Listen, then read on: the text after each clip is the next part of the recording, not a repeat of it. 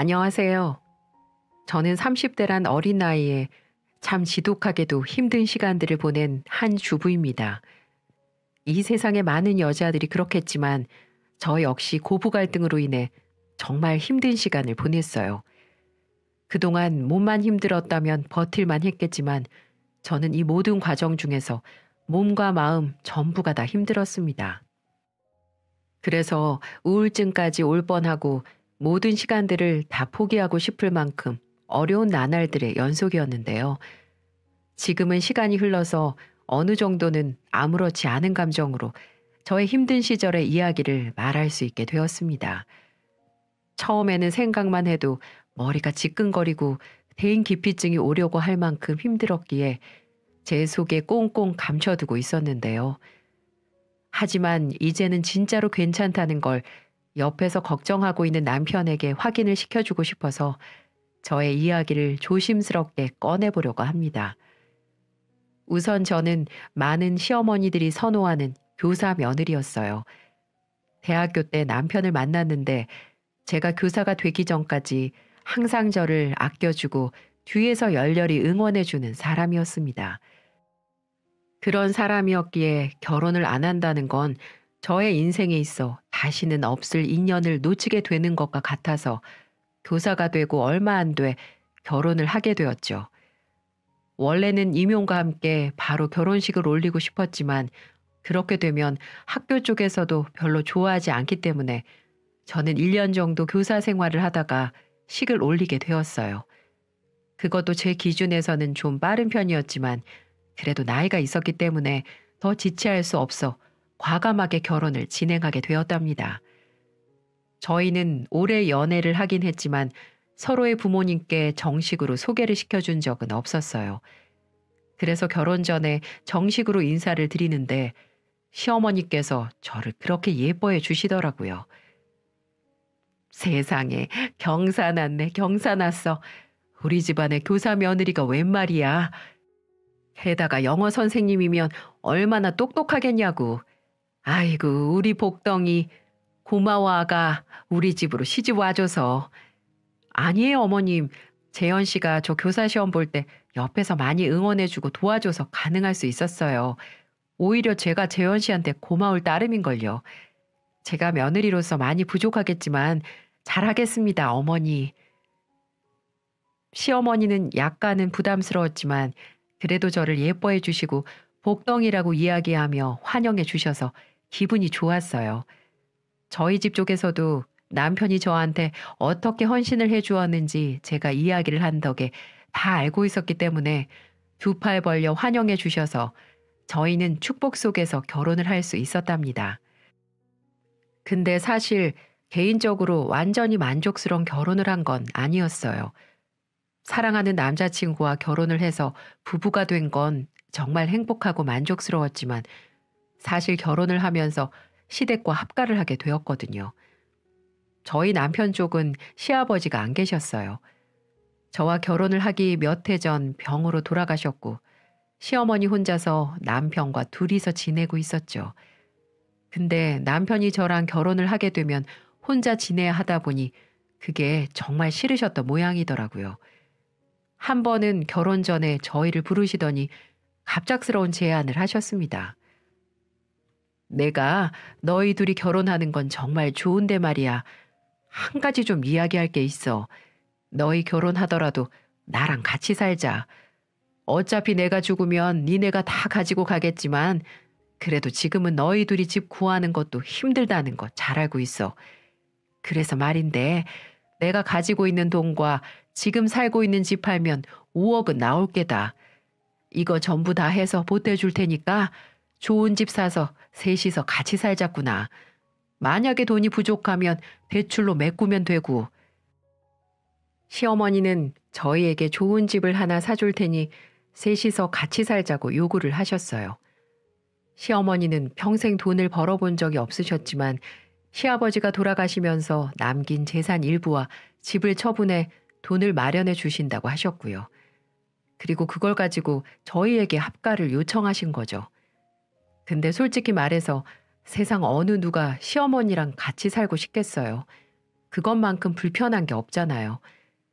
하지만 몇 해 전 시아버지도 먼저 보내시고 그나마 아들과 함께 지내면서 외로움을 달래셨는데 이제는 아들마저 나가버리면 더 적적하시긴 할 것 같아 고민을 하게 되더라고요.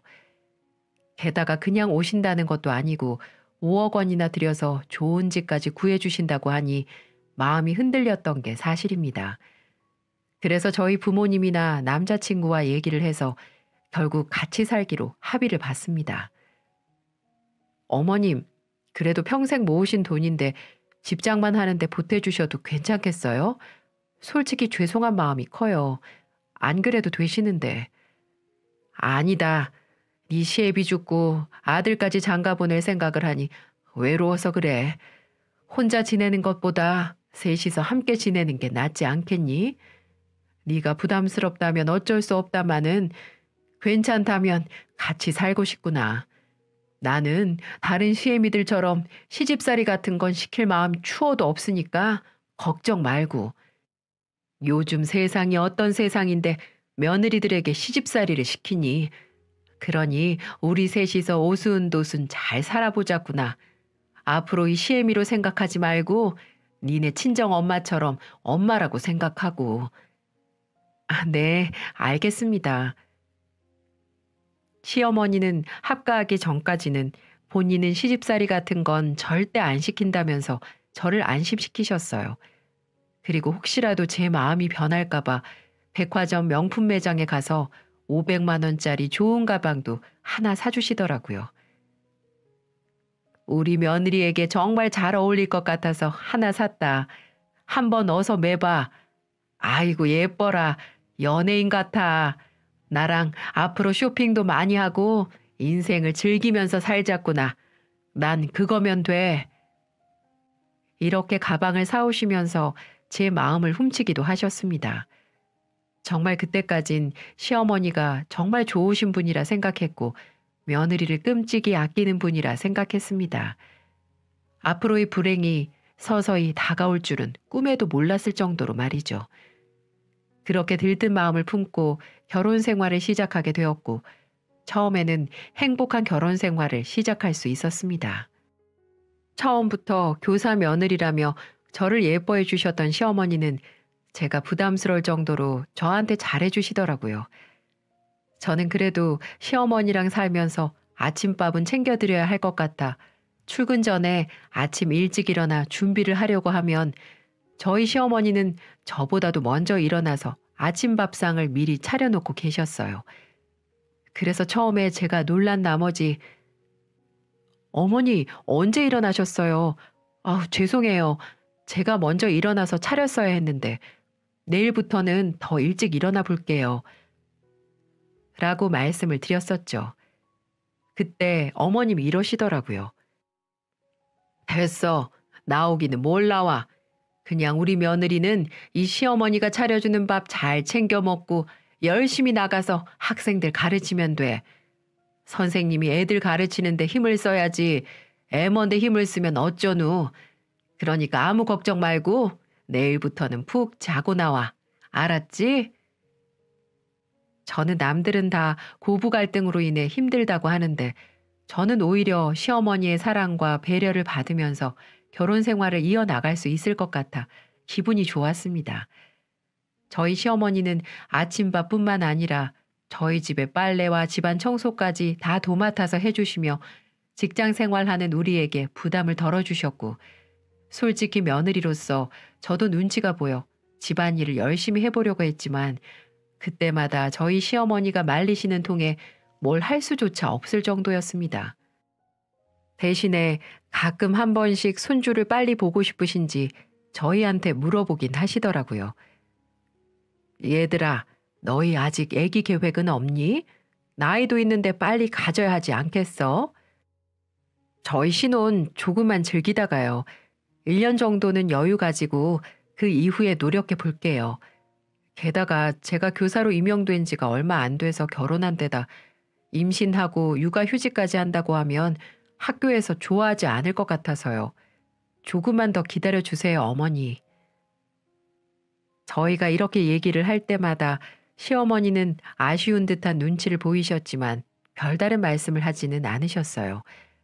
근데 시어머니가 이렇게까지 아기를 기다리는 데는 이유가 있었습니다. 원래 어머니에게 저희 남편 말고 아들이 더 하나 있었다고 해요. 공부도 잘하고 정말 씩씩한 둘째 아들이었는데 군대를 다녀와서 그만 교통사고로 세상을 떠나고 말았다고 하더군요. 그 슬픔에 빠져나올 때까지 오랜 시간이 걸렸다고 했습니다. 그 얘기를 하시면서 눈물을 흘리시는데 너무 마음이 아프더군요. 그래서 어머님은 되도록 남편이 좀 더 많은 아들을 낳아서 어머니의 절차를 밟지 않았으면 하는 바람이셨던 것 같습니다. 하지만 1년이 지난 이후부터는 조금씩 부담을 주기 시작하시더군요. 얘들아, 너희가 결혼한 지도 이제 1년이 좀 지났고 새해가 시작되었으니 올해부터는 아기를 가지는데 힘을 좀 써보도록 해라. 나도 이제 나이가 들어 늙어가고 있고 손주 보고 싶어 죽겠다. 그러니 올해는 이 애미 소원을 좀 들어줘. 네, 어머니. 안 그래도 저희 올해부터는 조금씩 노력해 보려고요. 좋은 소식 들려드릴게요, 어머니. 아이고, 그래, 그래. 역시 우리 며느리가 세상에서 최고다, 최고야. 시어머니는 그때부터 기대에 차서는 하나둘 저희에게 이것저것을 해주기 시작하셨어요. 아가, 이거 견과류인데 임신에 좋대. 그러니까 아까워하지 말고 학교에다가 가져다 놓고 수시로 챙겨 먹어. 알았지? 이 시애미가 꼬박꼬박 챙겨줄 테니까. 아, 네, 어머님 감사해요. 처음에는 감사한 마음으로 받아서 먹었습니다. 그리고 이해를 했죠. 얼마나 손주가 보고 싶으면 이렇게까지 하실까. 근데 점점 더 심해지더라고요. 아가, 커피는 임신에 안 좋대. 앞으로는 커피는 마시지 마라. 내가 양파즙 하나 짜올 테니까 앞으로 그거 먹어. 네? 어머니, 저 양파즙은 냄새가 나서 잘 못 먹어요. 제가 커피 줄이고 잘 챙겨볼게요. 아니, 너는 다 커가지고 또 이런 걸 투정을 부리니. 그럼 두유랑 포도즙 해줄 테니까 커피 끊어라. 알았지? 시어머니의 간섭은 점점 더 심해져만 갔습니다. 제가 회를 정말 좋아하는데 시어머니는 임신에 안 좋다는 이유만으로 회나 삼겹살, 밀가루가 들어간 음식들을 못 먹게 하셨고 식탁에도 늘 임신에 좋다는 음식만 해서 올려놓으셨어요. 한 번은 제게 임신 가능성이 높은 날짜를 물어보시더라고요. 그래서 저는 15일에서 20일 사이라고 말씀을 드렸더니 그날에 딱 맞춰서 갑자기 외식을 하자고 하는 겁니다. 얘들아, 내가 오늘 좋은 데 알아놨다. 가서 몸보신 좀 하고 오자꾸나. 네? 어디요? 가보면 알아. 요즘 우리 아들이 부실한 것 같아서 이 애미가 특별히 알아본 곳이지. 어서 서둘러. 거기는 줄 서서 먹는 데야. 그렇게 말씀을 하시며 저희를 거의 끌고 가다시피 하더군요. 그리고 도착한 곳은 유명한 장어집이었습니다. 장어가 남자한테 좋다는 건 알고 있었지만 이렇게 대놓고 데리고 오실 줄은 몰랐어요. 자, 어서 먹어. 장어 비싼 거 알지? 내가 특별히 사준 거니 얼마든지 먹어도 좋다. 특히 우리 아들 어서 팍팍 먹어. 어머니는 남편 앞으로 고기를 굽자마자 건네주기 바쁘시더군요. 내 친구 중에 한 명도 사위가 있는데 이 장어 매일 먹였더니 글쎄 쌍둥이를 임신했다더라. 그렇게 부부간에 궁합이 좋대. 그래서 데려온 거야. 오늘 우리 며느리 너 임신 가능성이 높은 날이라며. 그러니까 이거 많이들 먹고 오늘 밤 즐거운 밤 보내야 한다. 이렇게 말씀을 하시는데 민망해서 죽는 줄 알았습니다. 그래도 나쁜 뜻은 아니니 그 자리에서는 네네 하고 넘어갔습니다. 하지만 제 인내가 폭발한 사건이 그날 밤 일어나고 말았어요. 세상에, 안녕히 주무시라고 말을 하고 남편과 함께 안방으로 가 침대에 누웠는데 이상하게 그날따라 쎄한 느낌이 들더라고요. 거실에서 자꾸 무슨 소리가 들리는 것 같기도 하고요. 내가 잘못 생각하는 거겠지 하고 넘어가려고 했지만 안 좋은 예감은 떠나가질 않았습니다. 남편은 시어머니가 당부한 대로 역할에 충실하려 했지만 저는 받아주지 않았어요. 그리고 조용히 안방문을 열었더니 제 예감이 틀리지 않았다는 걸 바로 알아차릴 수가 있었죠. 정말 충격적이게도 시어머니가 안방문 앞에서 귀를 대고 저희를 지켜보고 있었던 겁니다. 어머, 어머님, 지금 여기서 뭐 하시는 거예요? 아니, 뭐 하나 해서 그냥. 어머님은 제가 화들짝 놀라며 문을 열자 말을 얼버무리더군요. 저보다 더 깜짝 놀라신 듯 했습니다. 어머님, 저희도 개인 사생활이라는 게 있다고요. 여기서 이러시면 어떡하세요? 아무리 한 집에 산다지만 정말 너무하신 거 아니세요? 라고 따졌습니다.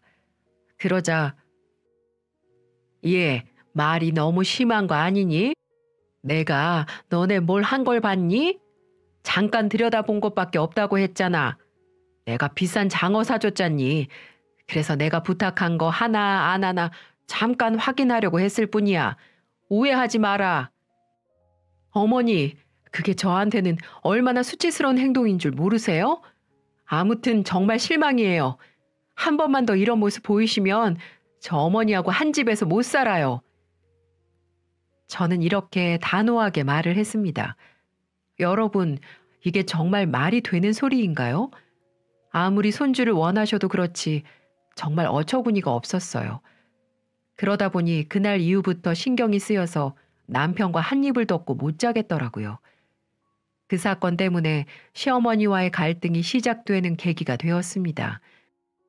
점점 어머님과의 말수는 줄어들기 시작했고 서로 눈치를 보며 생활해야만 했습니다. 하지만 어머니는 아이만큼은 포기를 모르시는 분이셨어요. 그날 이후에도 한참 동안 아이가 생기지 않으니까 어머니는 이제 대놓고 저한테 짜증을 내기 시작하더군요. 내가 몸에 문제가 있지 않냐면서 말이죠.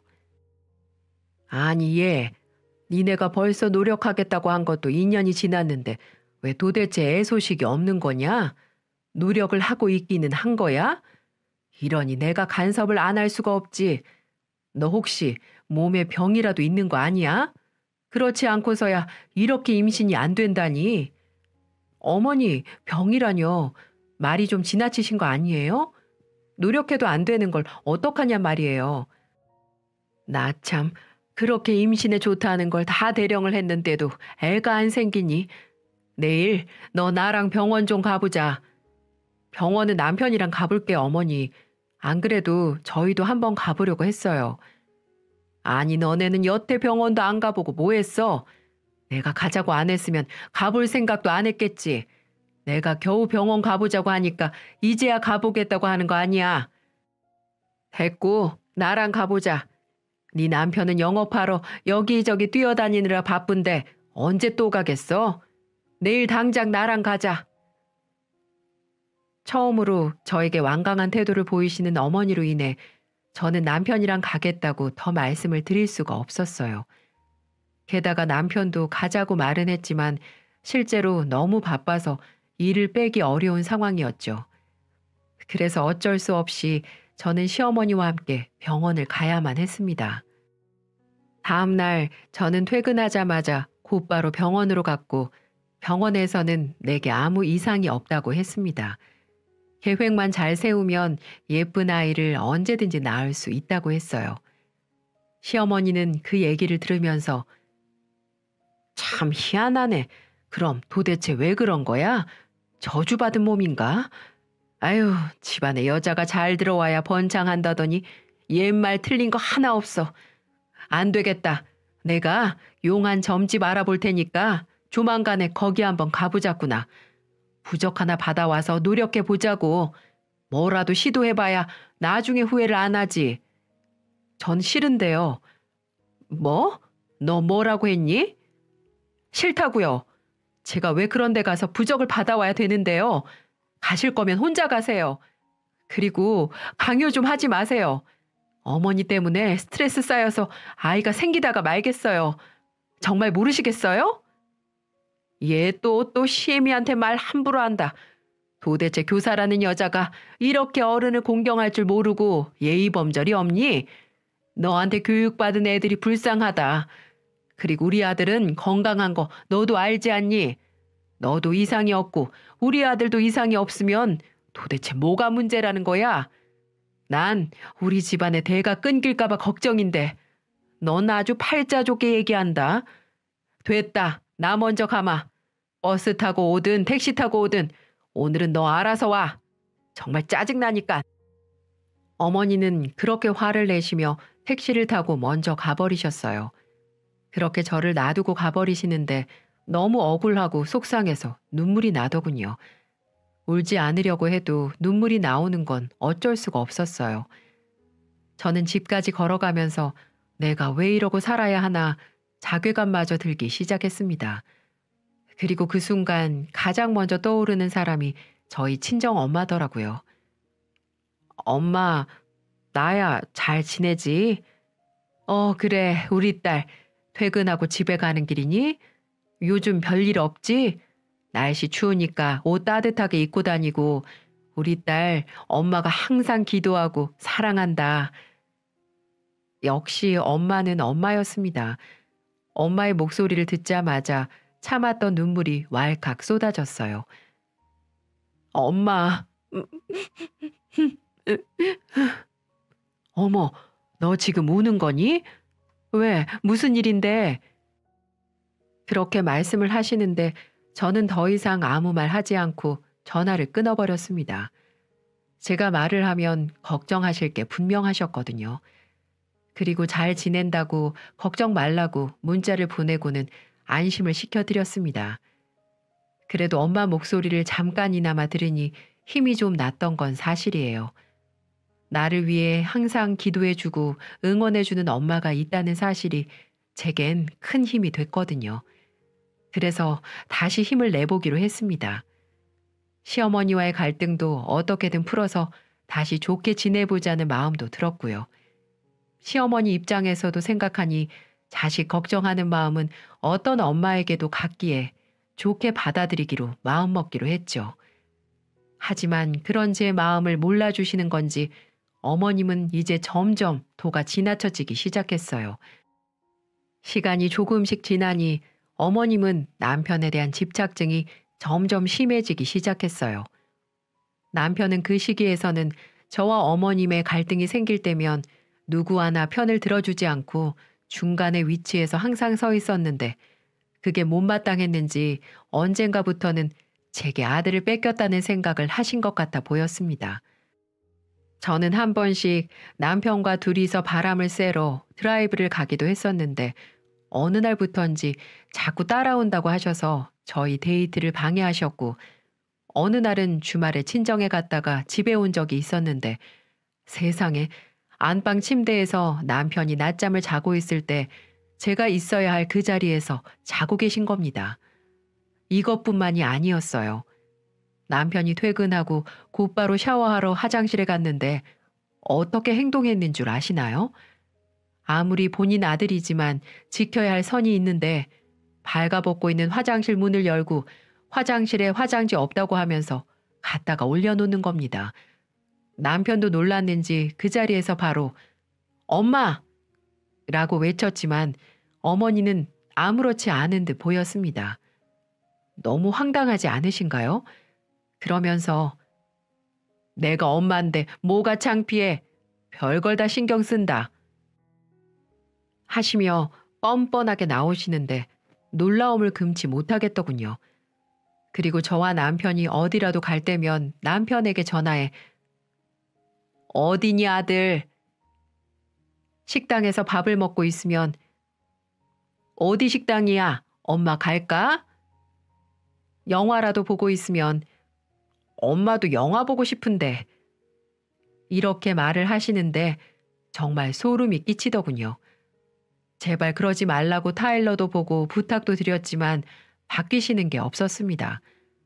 그때부터 저는 도저히 안 되겠다 싶어 남편에게 분가를 요구했지만 남편은 조금만 시간을 달라고 하며 저를 피하려고 하더군요. 전 그때 느꼈습니다. 왜 시부모들이랑 합가하면 안 되는지, 저만 뼈저리게 느꼈어요. 정말 불편한 게 한두 가지가 아니었습니다. 시어머니의 남편에 대한 남다른 사랑에 임신까지 스트레스 주는데 제가 이러려고 결혼을 했나 이런 생각마저 들더라고요. 정말 머리를 감으면 스트레스로 인해 머리카락이 많이 빠질 정도로 힘들었던 시간이었네요. 그때 제 나이가 33살쯤 되었는데 이제는 어머님은 30살이 넘어 내가 노산이 일찍 온 것 같다면서 남편과 함께 시험관을 준비하라고 말을 하더군요.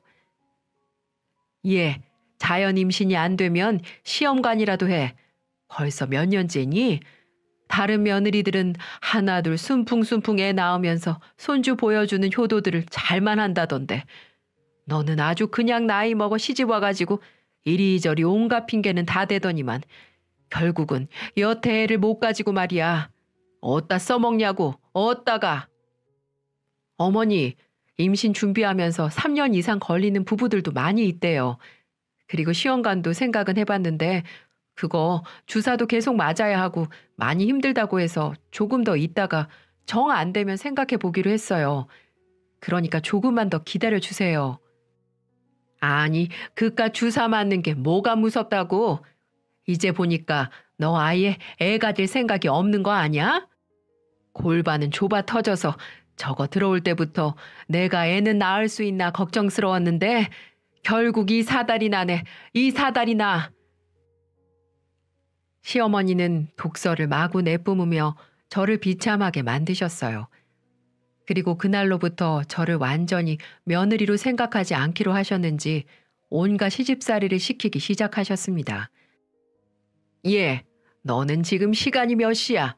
내가 몇 년째 밥 해다 바쳤으면 이제는 너 알아서 할 때도 되지 않았어? 어디서 시어머니가 있는데 이 시간까지 퍼질러 쳐 자고 있어? 시어머니는 아침상을 차리지 않는 것부터 트집을 잡기 시작하셨습니다. 원래는 7시에 일어나 차려주신 밥을 먹고는 준비해서 출근을 했었는데 그날로부터 저는 새벽 6시부터 일어나 시어머니 밥상을 차려드려야 했어요. 그걸로 모자라 시어머니는 집안 청소까지 다 시켜대면서 본인은 손도 까딱하지 않기 시작하셨죠. 무엇보다 시어머니는 참 지독하게도 저를 몰아세우셨어요. 여자가 애를 못 낳는다는 건 쓸모가 없어졌다는 거야. 알아? 네가 우리 집에 들어온 것부터가 잘못됐어. 내가 한눈에 알아봤어야 했는데 속아 넘어가서는 이게 뭔 경우냐고 이게. 내가 저걸 며느리라고 들여서 아이고 머리야. 아이고 내 인생. 야, 너 그러지 말고 내 아들이랑 이혼해라. 우리 집 대를 다 끊어놓고 네가 감히 아직도 내 아들이랑 살 생각을 한다는 것 자체가 나는 너무 끔찍해. 시어머니는 아예 대놓고 이혼을 부추기셨어요. 대를 끊어놓고 집안을 말아먹는 년이라면서 온갖 막말을 하며 저를 괴롭혔죠. 처음에는 저도 임신이 안 되어 마음도 힘들고 죄송스러운 게 있어서 넘어가다가 점점 도를 넘어가니 이건 정말 아니다 싶어서 맞대응을 하기 시작했습니다. 어머니, 말씀이 정말 너무 지나치세요. 같은 여자면서 어떻게 그런 식으로 저를 대하세요? 제가 노력을 안 하는 것도 아니고 말이에요.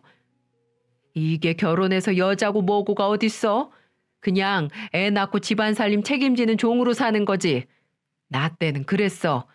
나 때는 결혼하자마자 애 낳고 애 임신해서도 집안 살림 챙기느라 밤낮 없이 일했다고. 어디서 그따위로 말해? 시어머니에게는 저의 반항이 먹히지 않았습니다.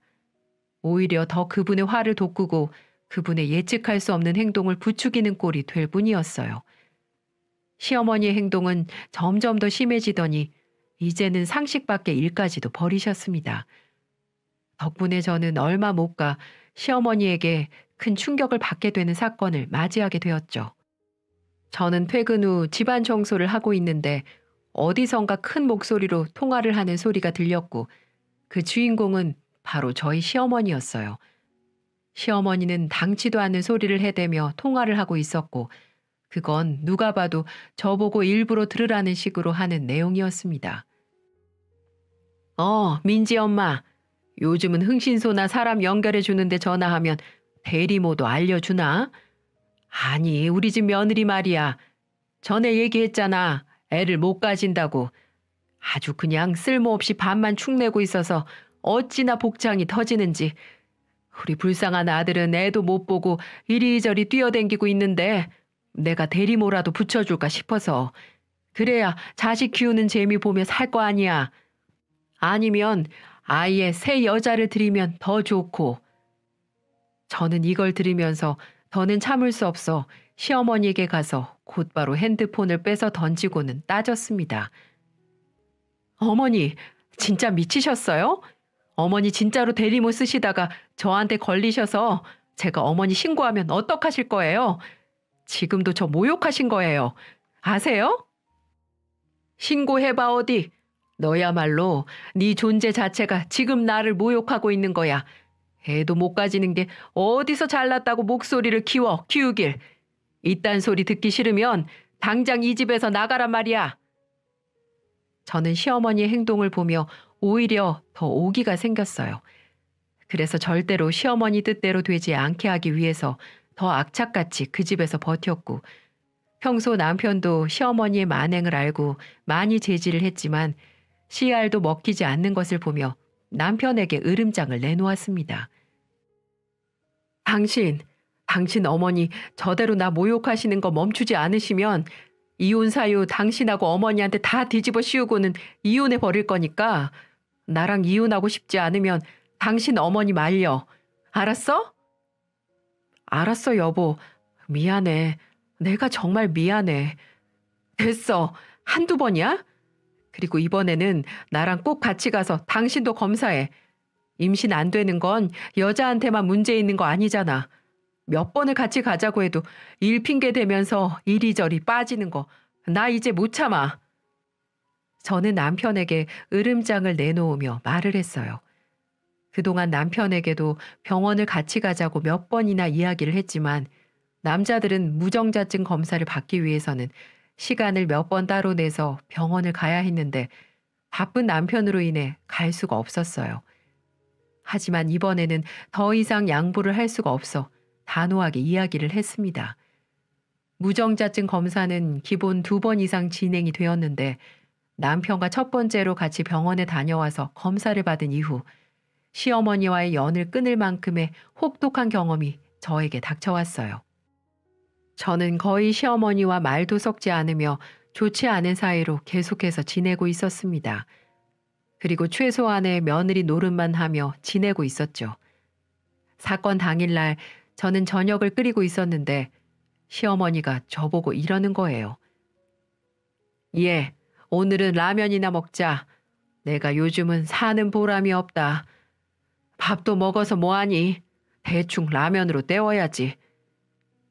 저는 이 말에 대답도 하기 싫어서 말없이 라면을 끓였고 같이 먹는 것도 싫어서 하나만 끓이고는 식탁에다가 대령을 했죠. 근데 그 뒤로 라면이 제 면상을 후려치는 사건이 발생하게 되었습니다.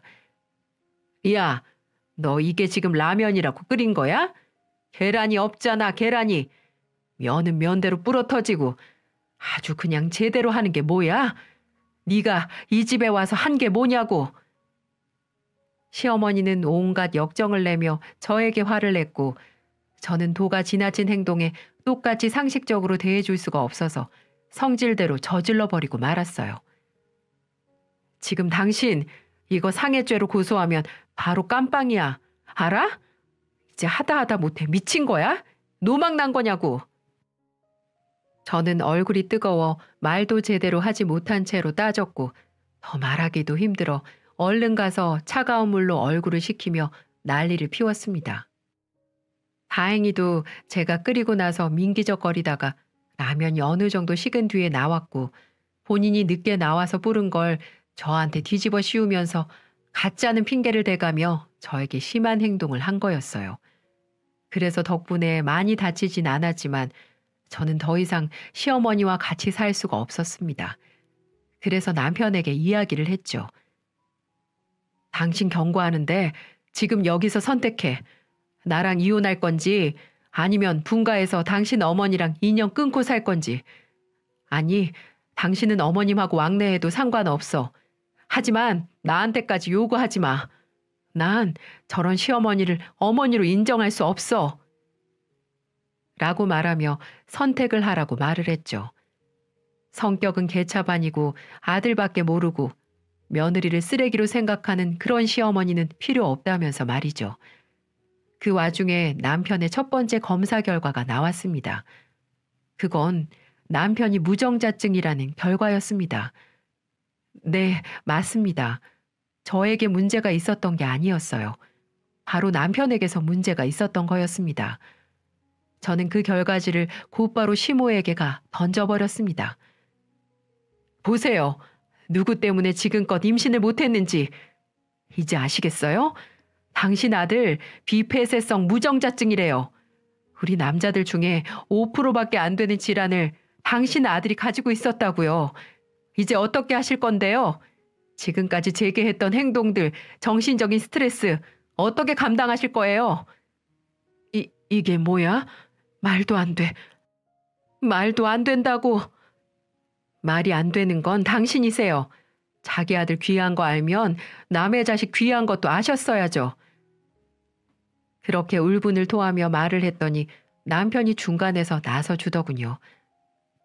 어머니, 더 이상 저희 어머니랑 살 수 없어요. 왜 자꾸 며느리를 괴롭히시는 건데요. 저도 중간에서 얼마나 입장이 난처한 줄 아세요?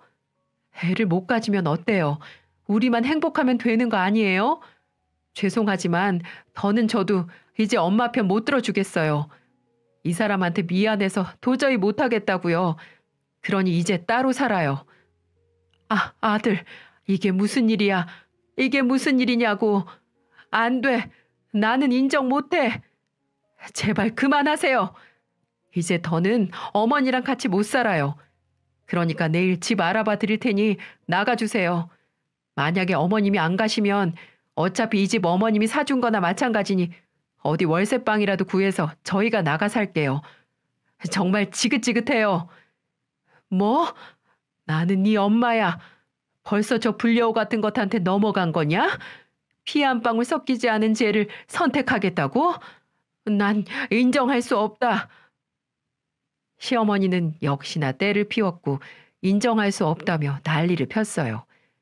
그래서 저희는 한 번 더 검사를 했지만 결과는 변하지 않았습니다. 그래서 시어머니와의 분가를 강행하며 남편 보고 빨리 집을 알아보라고 하고는 집을 알아보기 시작했습니다. 어머님이 안 나가면 저희가 나갈 참이었거든요. 결국 우리는 모아온 돈이랑 집 대출을 받아 작은 집으로 이사를 해버렸어요. 어머님이 본인 돈으로 산 집인데 자기가 왜 나가냐며 버티셨거든요. 우리가 나가는 그날까지도 시어머니는 저에게 본인의 실수를 인정하지 않으며 저에게 욕을 퍼부어댔어요. 너 때문에 우리 아들이 이렇게 된 거야. 알아? 이게 다 너 때문이라고. 그래, 당신은 평생 그렇게 생각하며 혼자 살아. 어디 남 탓하면서 괴로운 마음으로 살아보라고. 저는 끝까지 말도 안 되는 억지를 부리는 시어머니에게 그렇게 한마디 쏘아붙이고는 시어머니를 외면한 채 그대로 나가버렸습니다. 그렇게 지금은 분가한 지 1년이 넘었네요. 지금은 시모의 잔소리, 말도 안 되는 집착증, 그놈의 임신 소리 안 들어서 얼마나 좋은지 몰라요. 남편도 제게 미안한지 그 이후부터는 시어머니의 시자도 꺼내지 않고 있습니다. 저 몰래 가끔 왕래를 하면서 지내고 있는 것 같더라고요. 저 때문에 모자 사이를 끊는 것도 웃긴 일이고 저는 그 부분에 대해서는 일체 신경 안 쓰기로 했습니다. 그리고 이번 설 명절에 제게 전화가 왔더군요. 얘야, 아무리 그래도 명절에는 와야 되지 않겠니? 1년에 한 번은 와서 밥이라도 같이 먹어야지. 이제 1년 정도 시간 지났으니 기분 좀 푸는 건 어때? 내가 그동안 미안했다. 니네 시아버지 죽고 둘째 아들마저 그렇게 죽고 나니 불안해서 그랬어. 지금 내가 살고 있는 집도 아직도 아들 명의잖니. 내가 공동 명의로 해주마. 그러니 다시 돌아와서 사는 게 어때? 이렇게 말씀을 하시더라고요. 그렇게 1년 전에는 욕을 해대며 죽일 듯이 달려드시더니 180도 달라지는 걸 보고 얼마나 웃기던지요. 그래서 저도 딱 한마디만 하고 전화를 끊어버렸어요. 어머니, 어차피 그 집 공동 명의 안 해도 남편 명의로 돼 있으니 저한테도 지분이 있어요. 그러니 저를 설득시키려고 하지 말고 그동안 제게 했던 모든 것들에 대해서 반성하면서 사세요. 아시겠어요, 김덕자 씨? 하고 말이죠. 저는 그 뒤로 안부 인사조차 안 하고 있습니다. 아마 저와는 아예 남남이나 마찬가지인 거죠. 그 이후 저와 남편은 아기만은 포기할 수가 없어서 남편의 병을 치료할 수 있는 방법이 있다고 해서 병원을 다니며 계속해서 노력을 하고 있습니다. 아직까지는 소식이 있진 않지만 해볼 때까지는 해보려고요. 저는 난자를 냉동시켜 놓는 등의 노력까지 했고요. 아기를 낳는데 성공을 하든 못하든 저는 남편과 같이 행복하게 살 거고 정 안 되면 입양이라도 할 생각이에요.